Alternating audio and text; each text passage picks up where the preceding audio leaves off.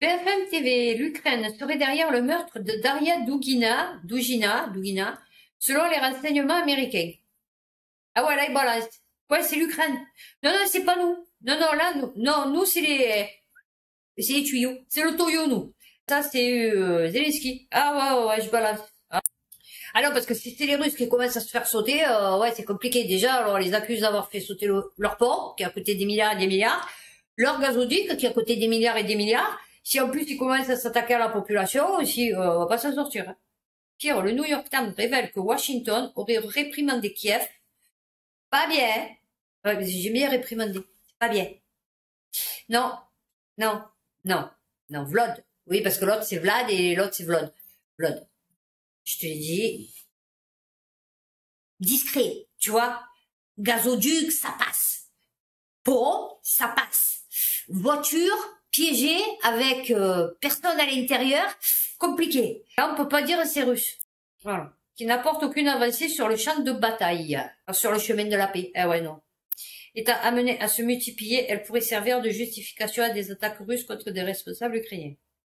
Tension au sommet de l'État ukrainien, ce qui pourrait expliquer pourquoi une seule partie des responsables ukrainiens serait derrière l'attaque contre Daria Dugina. Ah là, ils ont mis eu. Bah ouais, c'est pas où ça en est, ça, cette histoire. Du coup, qu'on n'a plus de Sputnik ni de RT. Avant, on avait un peu la version russe, comme ça, on pouvait un peu se positionner en se disant ah ouais, ils ont dit ça sur ça, enfin bon, tu vois. Là, du coup, on n'a plus que les sons de cloche, enfin de piou-piou, de vélo, tu vois, parce que du coup, c'est même plus une cloche, tu vois. On est passé au stade en dessous. Alors, guerre en Ukraine, on aurait dû négocier bien plus tôt, c'est probablement impossible maintenant. France TV Info.fr regrette des Russes près de la frontière. Alors, 100 km de la frontière ukrainienne. Des habitants sont sceptiques sur une quelconque avancée diplomatique. Ah, la dernière fois, j'ai vu... Ah ouais, j'ai oublié d'en parler. La dernière fois, j'ai vu un reportage. Je me rappelle plus, alors si c'est Livre Noir, ou si c'est... Je me rappelle plus. Enfin bon. Et en fait, il faisait voir que là-bas, ceux qui en fait et qui n'étaient pas partis, vous savez quand la Russie est rentrée dans l'Ukraine, ceux qui n'étaient pas partis, qui n'avaient pas fui, qui étaient restés donc du coup avec les Russes, puisqu'ils avaient envahi à un moment donné certaines villes. Donc, après, quand les autres ils sont revenus, qu'ils sont repartis les Russes, eh ben ils leur font la misère. Vous vous rendez compte? C'est chaud en vérité. Hein. Il y en a une, elle disait attendez, mais moi je savais pas où aller. Ben, je suis restée chez moi. Ben ouais, c'est comme moi, tu veux que j'aille où? En fait, je reste chez moi. Me voir en plus, c'est chez moi quoi. Donc ouais, je vais rester chez moi en fait. Et même si j'en sais rien, moi, les Russes ils arrivent, hein, je vais rester là. Et après tu vas venir me dire ouais pourquoi tu es resté là? Ben parce que peut-être je savais pas où aller en fait. Tu vois, parce que je t'ai pas planqué comme toi, tu vois. Je me suis pas barré en fait. Ah ouais. Donc en fait c'est ceux qui ont, on va dire les couilles de rester. Hein, c'est la guerre, mais tu restes quand même. Tu es envahi par peut-être un agresseur, parce que bon du coup on ne sait pas s'ils étaient pour ou contre. Et en plus, tu es l'enculé dans l'histoire. Non, non, parce que tu es pas parti. Parce que tu as pas fait la trompette, en fait. Ah ouais. Non, non, mais c'est un truc de fou. Donc, tout cela, tous ceux qui sont restés, qu'il est bon de rester, ils seront considérés comme des collabos. Non, non, mais mort de rire. Et tous ceux qui se sont barrés, qui ont laissé tout derrière eux, rien à foutre. Les voisins, les amis, ils se sont cassés. À eux, par contre, ouais, c'est déjà bien. Vous voyez comme tout est inversé? Alors, Ankara a en effet joué un rôle clé dans un échange de prisonniers en septembre entre la Russie et l'Ukraine, ainsi que dans la conclusion en juillet, sous l'égide de l'ONU, d'un accord entre les deux pays permettant l'exportation de céréales ukrainiennes via la mer Noire et le Bosphore. Et ouais, c'est pour ça que je vous dis là, en ce moment, Erdogan, pour parler de paix. Ah ouais. Reste que sur le terrain, ce premier pas de négociation laisse sceptiques les Russes. À Briansk, à 350 km à l'ouest de Moscou et seulement 100 km de la frontière ukrainienne, on croise nettement plus de voitures ou de t-shirts arborant le Z de l'armée russe, d'accord, qu'à Moscou. La guerre est scrutée et au cœur des préoccupations quotidiennes. Négocier, c'est inutile parce que là-bas, c'est le nazisme. Nous croyons en notre président et notre peuple. Nous soutenons le président, notre pays, la Russie. Ah putain, c'est pas vrai ce que tu dirais ça. T'imagines, tu entends parler un mec comme ça? Nous croyons en notre président et notre peuple. Nous soutenons le président de notre pays, la France. Putain, le mec, je crois que tu es là, tu dis que c'est là, lui. C'est quoi son problème? Ah ouais. C'est interdit que vous voyez quelqu'un dire ça de la France.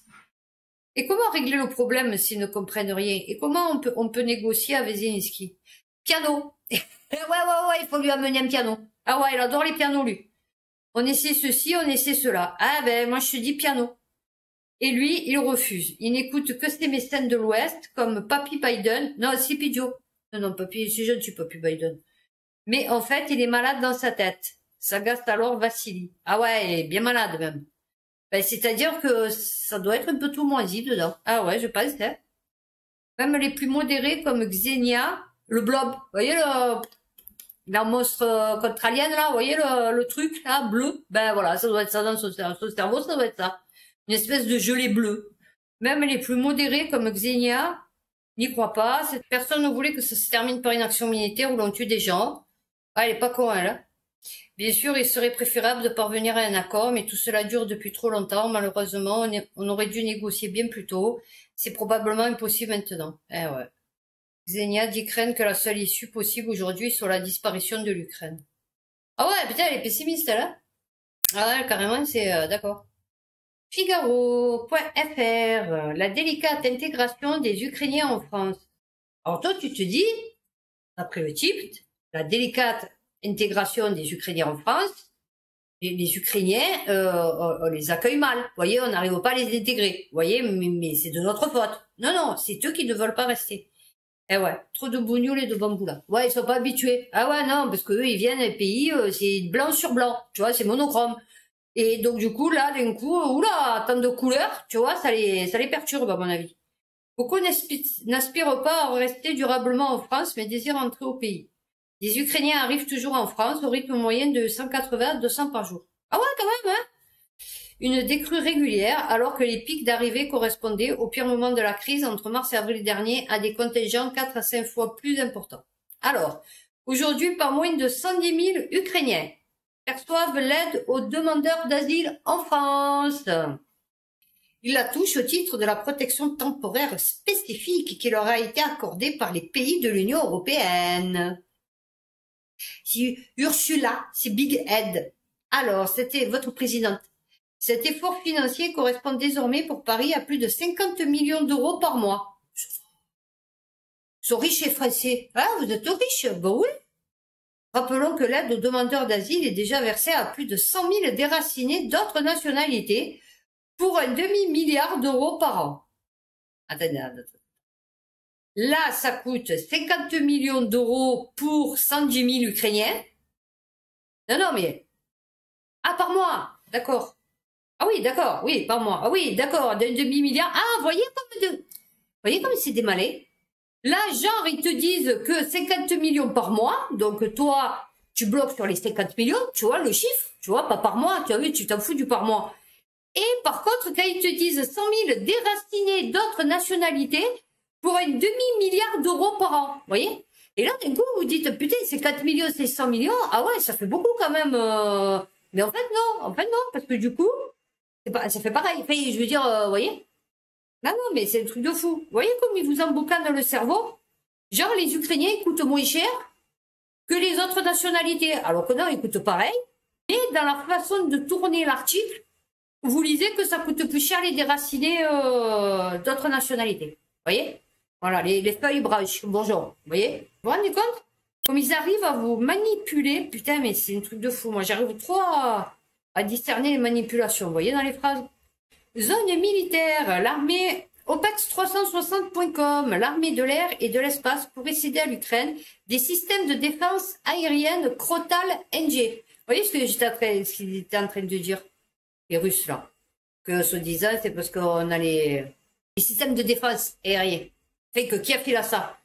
Que c'est pour ça que ils n'arrivent pas, on va dire, à gagner la guerre, façon de parler. Les membres du groupe de contact pour l'Ukraine, créé à l'initiative des États-Unis.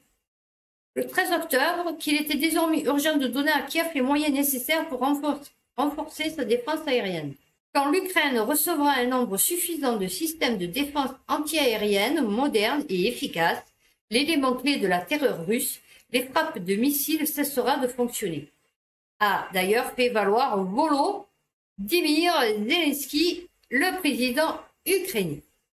Actuellement, la défense aérienne ukrainienne repose essentiellement sur des systèmes S-300 de conception russe, dont plusieurs ont certainement été détruits depuis le début de la guerre. Mais le problème porte sur l'approvisionnement en missiles intercepteurs qui ne peuvent qu'être vendus par la Russie. Cela étant, les États-Unis ont promis à l'armée ukrainienne de lui livrer 8 batteries de défense aérienne NASAMS, Norwegian Advanced Surface to Air Missile System, déjà avec le nom. Nous pensons que nous sommes sur la bonne voie pour livrer prochainement les 2 premiers systèmes à l'Ukraine, a confié John Kirby. Putain, ils sont en train de se faire des délires. Bon, qu'est-ce qu'on pourrait leur envoyer? Putain, qu'est-ce qu'on a créé la dernière fois? Un truc super sympatoche. Ouais, ça brûle les gens de l'intérieur et tout. Et puis, attends, c'était quoi? Comment ça s'appelait? Hein, Bobby, comment ça s'appelait le truc? Ah ouais, le NTVH 92 72 22. Ouais, c'est ça. Ouais. Ouais, celui qui brûle à l'intérieur et tout. Ouais. On peut le renvoyer. Oh, non, j'ai rien. Ah, bon, ça va. Ouais, ça a laissé. Ouais, c'est ça, ouais.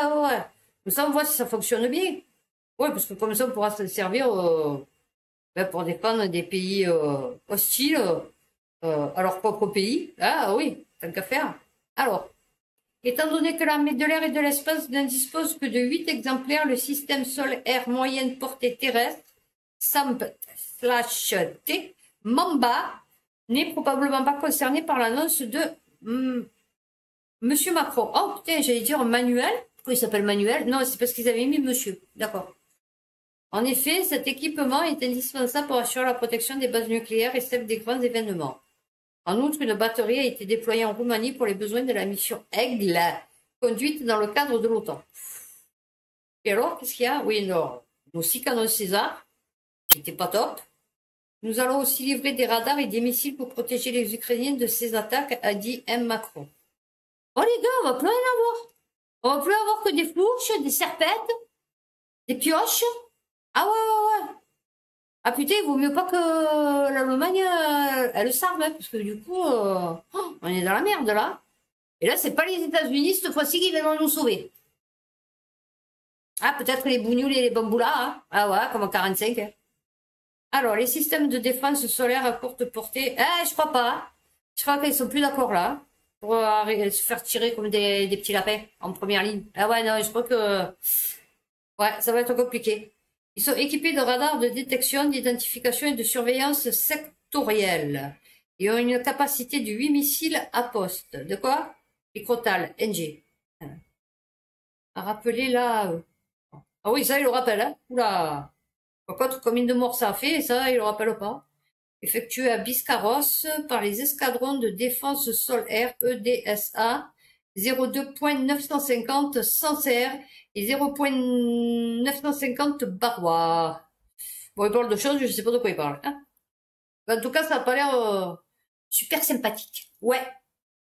Alors, ensuite, le Figaro. La France a commencé à livrer du gaz à l'Allemagne selon GRT Gaz. Ah oui, bien sûr. Parce qu'on a bien fait les réserves, et une fois qu'on a bien fait nos réserves, maintenant, on a dit c'est bon, on est bloc, 500, on va les filer à l'Allemagne. Ah ouais. Les premières livraisons de gaz odorisé. Oui, parce qu'en plus, il a fallu le... Oui, parce qu'ils sont pas contents parce que les nôtres, ils puent, et pas les leurs, oui, ça te bonne. Ils sont parfumés. Alors, la France a commencé jeudi pour la première fois à cheminer directement du gaz vers l'Allemagne. Ouais, c'est tranquille. C'est-à-dire, nous, on va l'acheter 7 fois plus cher aux États-Unis, hein, 4 fois, je crois, plus cher aux États-Unis, qui se gardent sur notre compte à ce moment, hein, entre parenthèses. Et en plus, on l'a acheté, on va le donner. Ah oui, en échange de 31 gigawattheures jour. Voilà. Évalué tous les jours en fonction des conditions du réseau. Avec une capacité maximale de 100 gigawatts par jour, précise GRT Gaz. En ordre de grandeur, cela correspond à la puissance de 4 tranches nucléaires et l'équivalent de 10% de ce que la France reçoit chaque jour en gaz naturel liquéfié. De ces 4 terminaux méthaniers. Putain, heureusement qu'on n'a pas démantelé les terminaux méthaniers, nous, hein. Ouais, parce que, attends, d'ici 2-3 ans, ils nous l'auraient dit. Ils nous auraient dit, oh putain, ça ne sert plus à rien, le truc, tu vois. Parce que maintenant, on a Nord Stream 1 et Nord Stream 2. Et attends, on l'aurait démantelé, alors que, grâce à Dieu. Ouais, non, fait, donc, Mais bon, on n'a pas eu le temps. Guerre en Ukraine, le géant Gazprom prévient qu'il coupera le gaz à l'Europe en cas de plafonnement des prix. Ouais, justement, j'ai un article, je vais enchaîner, sur un article du FMI, justement, qui parle du plafonnement des prix. Donc le PDG de Gazprom appelle les Européens à respecter les contrats signés. Ah ouais. Ouais, parce que déjà qu'il aura pété le toyo, une demande que ne soutient pas l'Allemagne, le Danemark et les Pays-Bas, qui cherchent plutôt à amortir le coût de la crise énergétique par d'autres moyens. Ouais, ils nous cassent les bonbons, eux, hein, en vérité. On était mieux seuls, hein. On aurait dû faire l'Europe, mais qu'avec la France. Tu vois, voilà. Je pense que ça aurait été mieux. Ah oui, oui, oui. Cette fois-ci, ils menacent carrément de couper tout approvisionnement de gaz russe. Gaz russe. Une simple surenchère dans la provocation, les prochaines semaines le diront. Ouais, pour l'instant, c'est que de la provoque. Mais bon, à un moment donné, ça c'est comme tout. Tu es là, tu préviens, tu préviens, tu préviens. Tu vois, un peu comme le père de mes enfants, je l'ai prévenu, je vais partir, je vais partir, je vais partir. Ouais, ouais, allez. Puis le jour au lendemain, je suis parti. Et là, ça a été dramatique, bien sûr. J'avais pas de figure, de le laisser, enfin bon. Il était pas au courant. Ah oui. Alors, guerre en Ukraine, le chef d'orchestre de Kherson tué chez lui par des soldats russes pour avoir refusé de donner un concert. Alors ça, je suis pas sûre des faits. Vous voyez ce que je veux dire? Parce que ça m'a l'air un peu chaud bouillant quand même. C'est à son domicile que Yuri Kerpatenko, qui dirigeait depuis 2004 l'orchestre philharmonique de Kherson. Ouais, pas grave, ouais, ça devait pas être, ouais, je sais pas s'il était bon lui, hein, du coup, parce qu'on en a jamais entendu parler, hein. A été tué par des soldats russes, révèlent les sources du ministère de la Culture ukrainien. Ah ouais, non, mais alors attends. Il a été assassiné dans sa propre maison, après avoir refusé de participer à un concert organisé par les nouvelles autorités russes le 1er octobre, qui devait célébrer le supposé rétablissement de la paix dans la région, selon le communiqué officiel.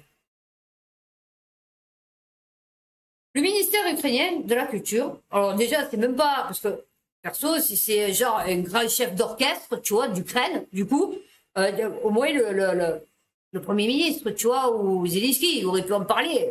Parce que soi-disant, il a été tué par des Russes. Le ministère ukrainien de la Culture.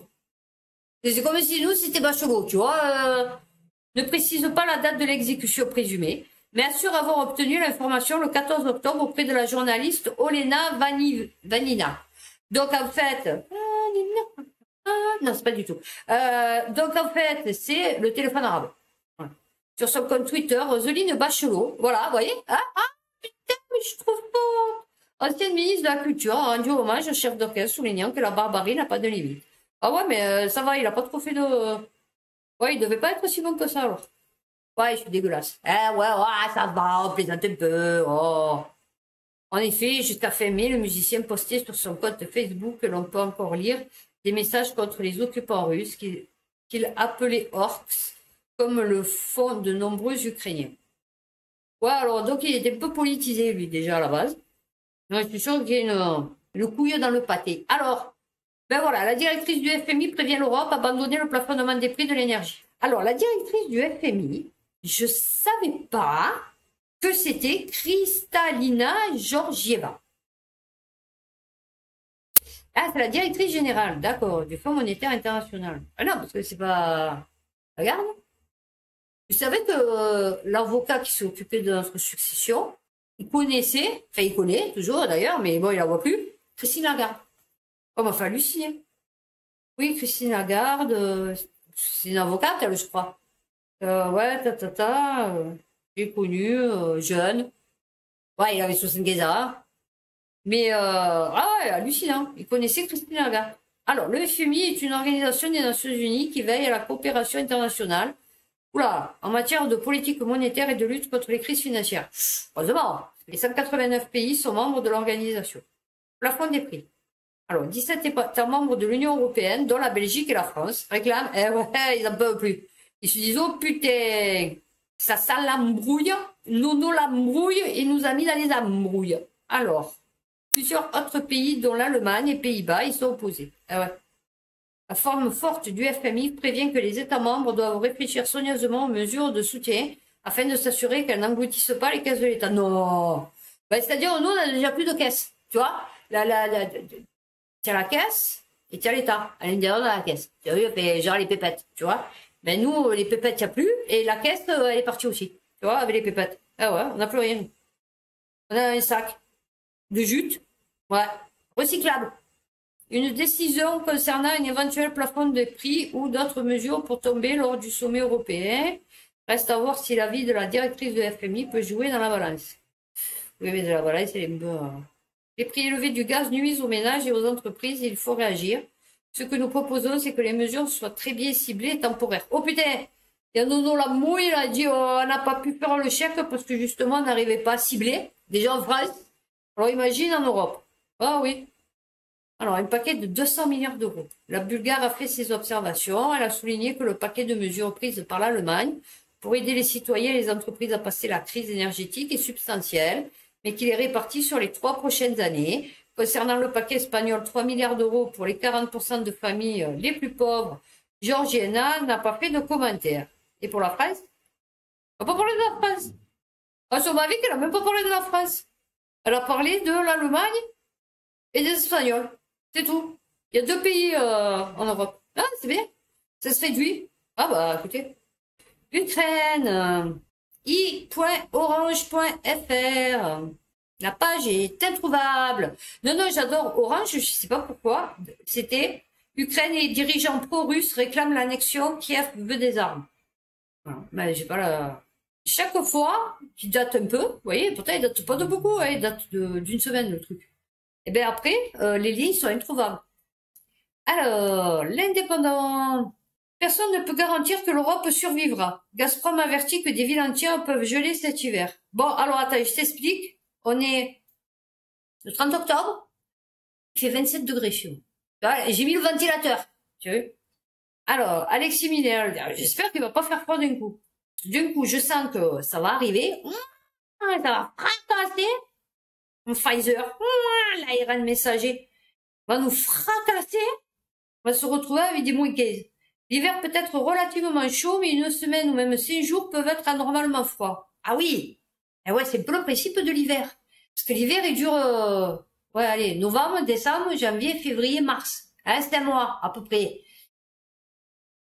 Alors, si sur 5 mois, il n'y a pas au moins une semaine de froid, alors, ne peut garantir que l'Europe survivra. C'est qui, lui? Alexei Miller. Ah, le prénom ne va pas du tout avec le nom. L'hiver peut être relativement chaud, ouais, d'accord. Dieu nous en préserve. Oula! Alors, quand tu invoques Dieu, c'est que c'est chaud bouillant quand même, hein. Pourrait subir un déficit de gaz de 800 millions de mètres cubes par jour durant l'hiver prochain en cas de forte demande, en cas de froid extrême. Soit le tiers de la consommation sur le continent. Le pic hivernal est le défi le plus sérieux auquel l'UE sera confrontée d'un point de vue énergétique dans les mois à venir. L'été sera chaud, l'été sera chaud. Dans les t-shirts, dans les maillots. Ouais, je suis pleine de chansons en ce moment. Ah, vous avez remarqué? Ça met un peu de... dans mes vidéos. Alors, comme ça, vous verrez que je ne sais pas du tout chanter. Voilà, c'est tout ça. Alors, l'Europe est passée en moins de 3 mois de la pénurie au trop-plein de gaz. Ah ouais, c'est pas un truc de fou, ça. J'ai lu ça, j'ai halluciné. Alors, le monde. Alors, l'Europe est passée en moins de 3 mois de la pénurie au trop-plein de gaz. Accroître les capacités d'accueil et de transport de gaz naturel en plein combat contre les énergies fossiles paraît pour le moins anachronique. Bon, je pense que je n'ai pas tout parce que c'est... Ouais, il y a un peu de fumée.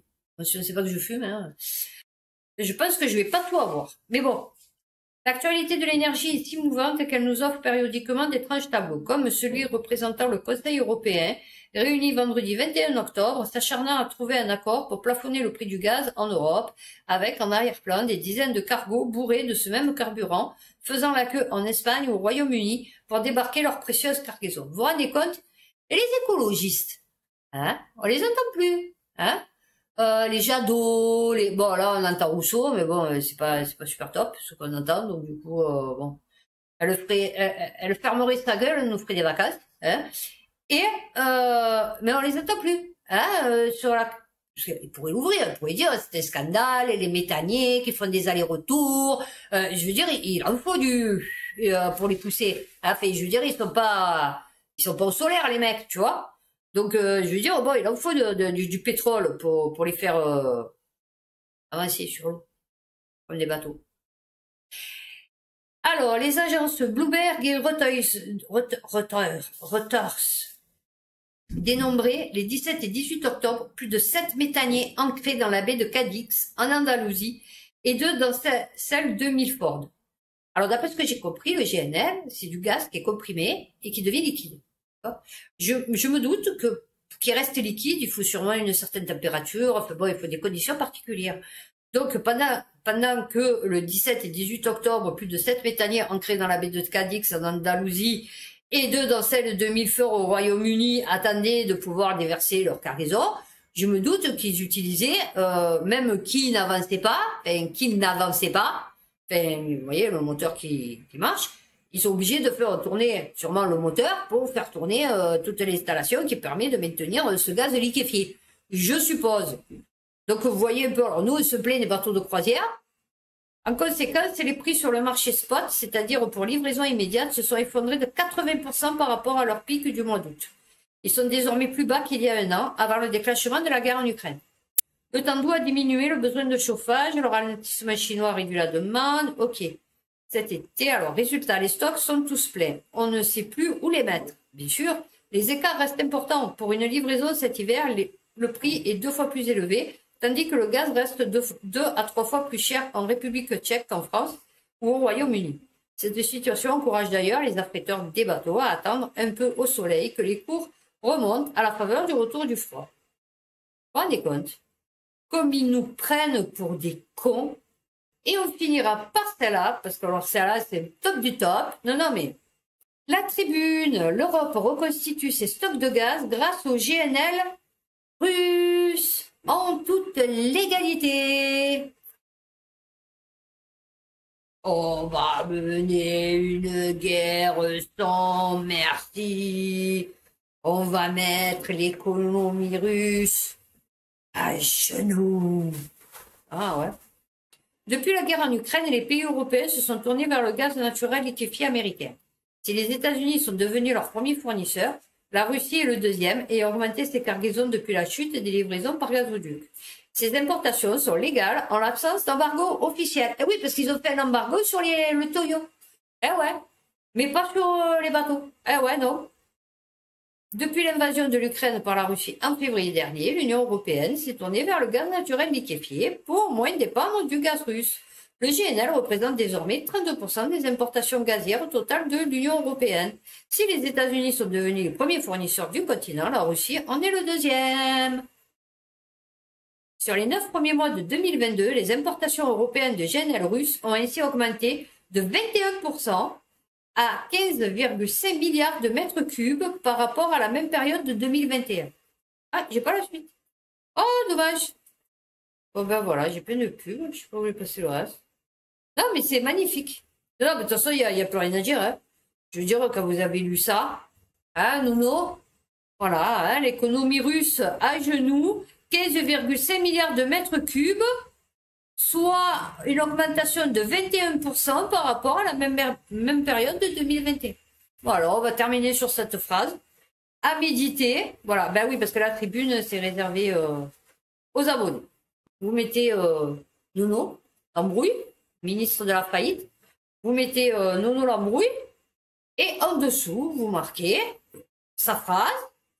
On va mettre l'économie russe à genoux, on va faire payer aux Russes, la population, tout, hein. Femmes, enfants, oiseaux, poissons, tout, hein. On va leur faire payer ce qu'ils sont en train de nous faire, c'est-à-dire rien. Du coup, c'est nous qu'on a fait les sanctions.